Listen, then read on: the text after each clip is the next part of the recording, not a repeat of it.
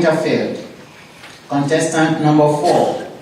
Contestant number 4, Jordan Winterfield.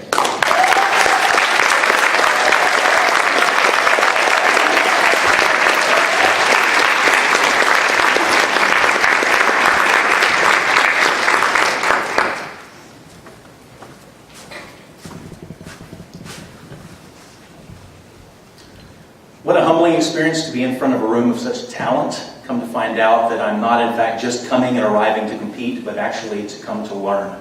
So that's a great experience for me because evaluation goes both ways. So I am very pleased to be here and excited to be able to review such an awesome speech as well and to speak to each of you. And hearing about our distinguished Toastmasters literary prowess, I got into a bit of an alliterative mood myself. So distinguished Toastmasters, dignitaries, and Mr. Toastmaster as well. Thank you very much for allowing me to be here, and I'd like to speak to Karen today and review the speech that I heard a few moments ago. Something about your pace really spoke to me. I also really took notice of your presence. What I think that you did best was really painting a picture for me when you spoke. So first, with your pace. I thought this was something that you did very, very well. You really did set the stage. And when you're up here alone, really your pauses are the curtains in a one-act play. That allows us to take in what you've said. It also sets the stage for a scene change. So it allows not only your jokes to sink in, but it also allows us to think about what you've said. It was very deliberate, it was very clear and very concise. Your pace was excellent, and that really stuck out to me. And that's something that I learned from you, and thank you.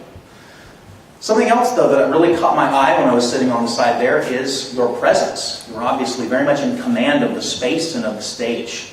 Something that I would speak to myself is, when I was on the side, I thought that it might have been even more effective if you perhaps turned to and engaged this side of the room so that each person in the back might be able to be brought in on a certain point of the story, but then maybe conspiratorially, you're actually shifting gears and bringing this side into it before you bring all of us back in for the punchline of the story.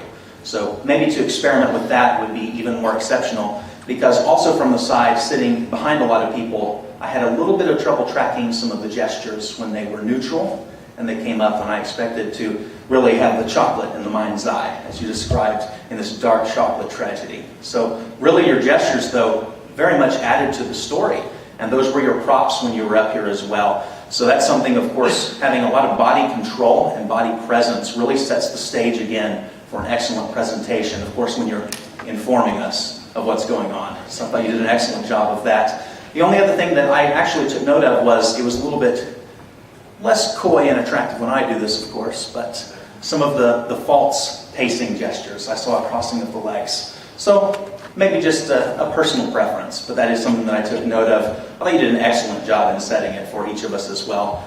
But the thing I thought you did the best was to paint a picture in my mind. I could actually see the jock and the nerd through the collegiate haze, as you described, and I could hear the rich timbre of that awful voice saying, "The built one is for me."